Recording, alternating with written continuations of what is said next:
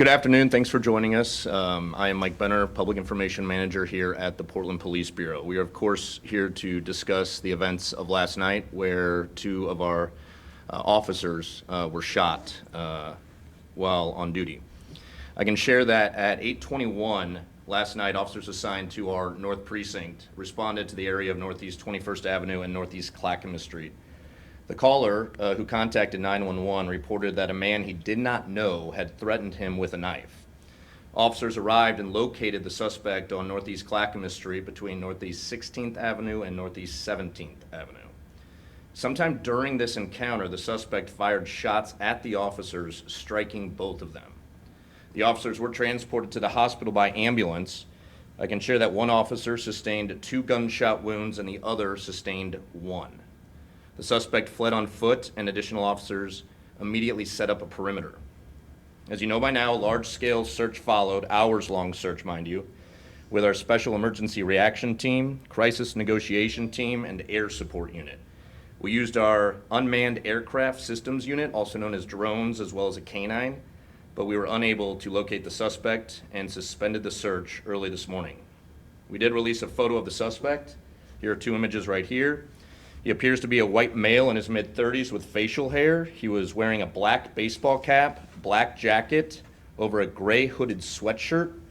He had black pants and black shoes. He was also seen with a black backpack.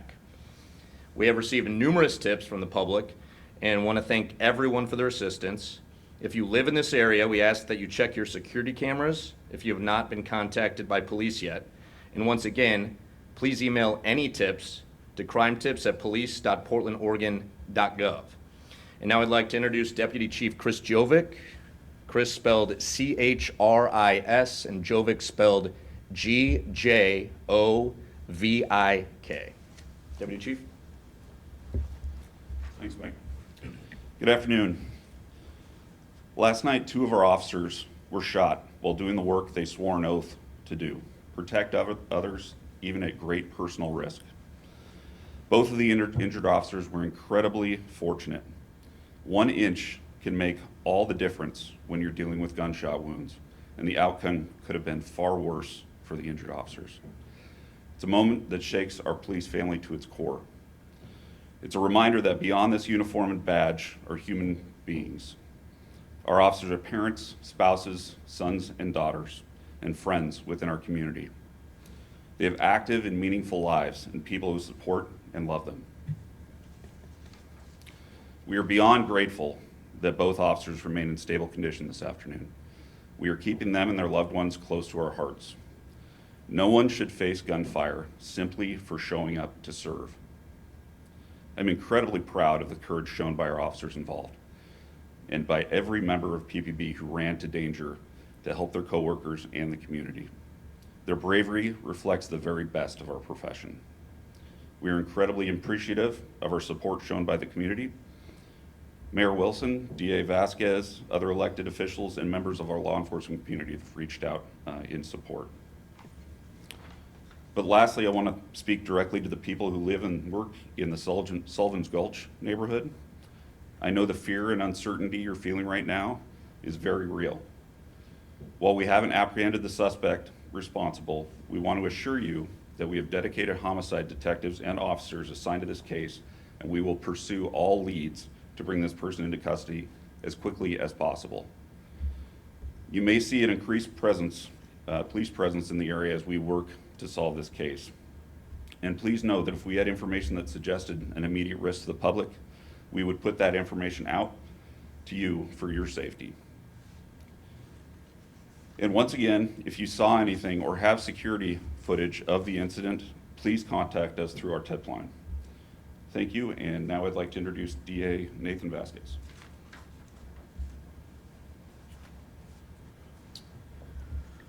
Well, thank you for coming today. And first I want to say that my thoughts are first and foremost with the 2 officers who were shot in the line of duty. I was shocked when I received this news last night. And I can tell you that my wife and I are so grateful that they survived and that they're on the path to recovery. The outcome is truly a testament to their strength, their teamwork to take care of fellow officers, and really the life-saving effort that was put forward. This is a horrific reminder of the dangers that they face. These officers put themselves in harm's way to protect our community, our families. And what happened to them? This was a serious act of violence that will be treated with the utmost gravity. And I'll tell you that an attack on law enforcement is an attack on the safety of this community. Our office is working closely with the investigators to ensure that the facts are thoroughly gathered and that we will pursue full accountability in the justice system. When this person is apprehended, my office will hold him accountable to the fullest extent of the law. To the officers and their families, you have my full support and the full support of my office. We will stand with you, and we are committed to seeing this person held accountable. Thank you. Thank you, DA Vasquez. Before we open it up to Q&A, I want to address one of the questions that I received numerous times today, and that was how often something like this happens. I can tell you that the last time PBB had an officer shot and injured in the line of duty was August of 2021. And the last time we lost an officer to gunfire in the line of duty was January of 1998. One of the follow-up questions I've been receiving is how often do our officers come under fire and have deadly force used against them? It is numerous times over recent years, but we don't have those numbers readily available. But I do have someone working on that right now and can hopefully share that by late afternoon in time for the newscasts. With that, we will open up to Q&A. Please understand that we are in the throes of it right now. We have people on the street working this case actively as we speak, so there's not a whole lot more we can share beyond what we did, but we're happy to entertain some questions. How are you going to find this person? Like, what's the strategy there, given the description you've given and the grainy kind of photos? Like, where is that? What's the status there, and what are the challenges there? It's been working with them. Yeah, I mean, this is our strategy, right? We're putting out information for the public to respond to. We've received numerous tips from the area residents and from people outside of that area. So we're following up on all of those tips, hoping we can garner more information, more video footage, and bring this to arrest. Was there any return gunfire from the police? There was no exchange of gunfire. No exchange. The threat to the individual who called this in, was it done in conjunction with some kind of theft? Were they trying to steal something from that individual? I have no information regarding that. Are you able to go more into the officer's specific condition and also where they were shot for specifics on the injury? No, I'm not going to share that. They're crime victims at this point, and we're treating them as such. Are they speaking? Have either of them been released from the hospital at this time? They're both in stable condition at the hospital right now. Was there any indication when you arrived at the scene that this individual was armed with a firearm? No, there was no indication of that. Can you share how many officers responded to the scene initially and what precinct they were assigned to? The members were assigned to North Precinct. Throughout the entire event, it was a citywide response.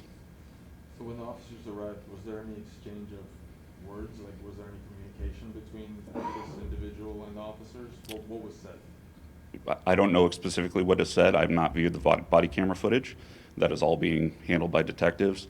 And these people are in, medical distress at this point, so they have not been able to be interviewed. Last night, Chief Day said that the gunfire happened pretty immediately after they made contact with this suspect. Do you know how much time lapsed between when they made contact with him and when I don't have an exact time. I'm sorry. Obviously, this is body camera stills, right? Mm-hmm. How essential is body camera in this investigation right now? It's somewhat new to the department.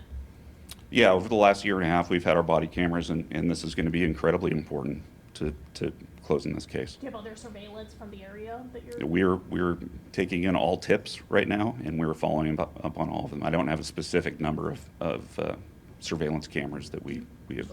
Yeah. Do you plan to release the video as well so that folks can get a better idea of who this suspect might be? Yeah, this is an interesting case, right? These are two police officers that are victims of a very heinous crime, right? So we have to respect their privacy as well. So I imagine we will distribute the body cam footage when it's appropriate to do so. Are we still calling this suspect armed and dangerous? And if so, are there any messages to the people in that community? I spoke with people today that said they're still feeling fearful. So what's the language? I think I'll refer back to my previous statement that, yeah, I mean, there's no reason to think that this person doesn't still have a gun or a knife, right? If we have any specific articulable information that shows a risk to the public, we will get that information out as soon as we have it. Does the Bureau have access to or contract with a company that would, say, deploy artificial intelligence to match? No. Then that's not something that the Bureau would do. No, the city doesn't allow that. Is the search still just in that Lloyd District, Gulch area, or are you working with other agencies in other counties to expand We are that? taking in every lead that we possibly can and following up on each of those leads wherever they may be. You said that this shook your bureau to its core. What are you guys doing to support your officers at this time? You know, we have a very robust wellness program, an EAP program. They're working overtime to take care of our folks. I mean, this is obviously a very shocking incident for all of us. If you could just share how many officers. This is the last question. You get to get them. Initially responded to the threat with weapon call and which hospital these two officers were taken to? I don't have the information that you need, and I'm not going to disclose the hospital. Thank you.